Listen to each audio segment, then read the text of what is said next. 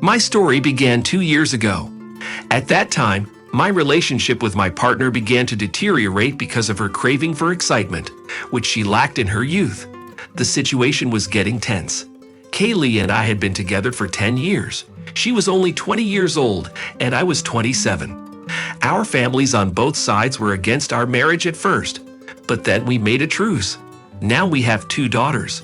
The coldness in our relationship began when Kaylee started working at her new place. Her coworkers were dominated by divorced women.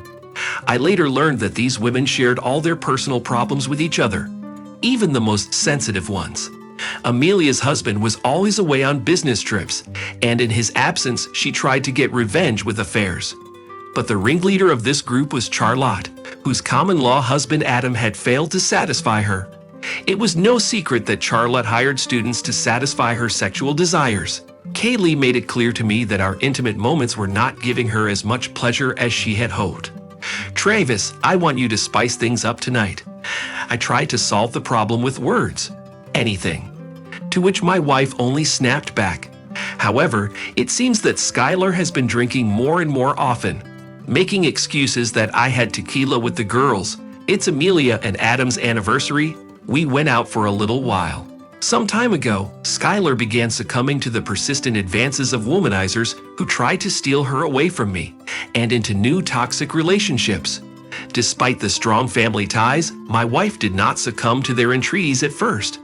However, I soon learned from her electronic diary that she had secretly set up a page on a dating site and met a man named Paul. He showered her with gifts and promised her a future together, taking advantage of her vulnerability. Skylar's behavior changed, and she became distant from me, causing tension between us. Our children, Charlotte and the others, tried to talk her out of her infatuation with Paul, warning her to play with him and not to take things too seriously. Meanwhile, alcohol-fueled company gatherings often turned into heated discussions about her infidelity. Despite the fact that I tried to keep things normal by going on outings with the kids, our relationship was strained, and we fought constantly. I couldn't help but blame her new job for the deterioration of our marriage. Although there were occasional good moments, most of our time together was filled with tension and arguments. I realized that Skylar's actions were doing irreparable damage to our once strong relationship. The diary revealed that Paul, Jason, Kevin, and Zora were involved with her, not just Paul. Skylar wasn't shy and made detailed notes about each encounter. It was obvious that cheating gave her more than just physical pleasure. She constantly compared their intimate moments with her partners, even going so far as to state, "Travis should learn from Zora how to pay attention to things other than just me." At first, after learning of the infidelity, I decided to leave my wife. It was a big decision, but then I thought about our children. What would happen to them? When Skylar came home from work, reeking of alcohol, I couldn't put off the conversation any longer. Our children were at my mother-in-law's house, and I couldn't bear the thought of exposing them to their inebriated mother. "What have you been drinking again?" I asked sternly. "Oh, nothing. At a birthday party, we went out for a bit," she replied nonchalantly. "But I couldn't let it go like that. Your constant partying and drinking will ruin you," I admonished. Then I showed her the open file on the computer, the one with her diary entries in it. The color was gone from her face, and she couldn't deny it. In a fit of anger, she blamed it on me, calling me a worthless man who paid her no attention in bed or out of it. I struggled to keep my composure, realizing that giving in to my anger could lead to bigger problems. Despite my initial desire for a divorce, I calmly stated that I would be filing for divorce and that I wanted full custody of our children. How could they learn from a mother who behaved in this manner?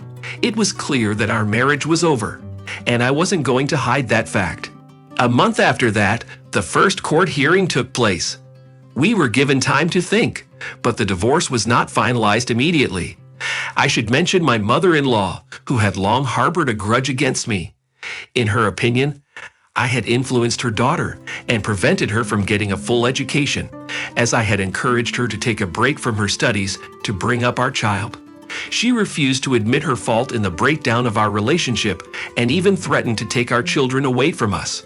"You don't belong anywhere near Skylar and our girls. What can you offer them?" Your meager income is barely enough for basic needs. If it weren't for me, you'd be begging on the streets." And she continued to indulge in vices and spend time with different men, while our children were forced to live with her. I thought. However, life took a different course. My mother-in-law suffered a stroke and became bedridden. She now lives in a specialized facility, living out the rest of her days. Skylar's maternal instincts had failed, and she had hit rock bottom and was now living a reckless lifestyle, with occasional attention to our children.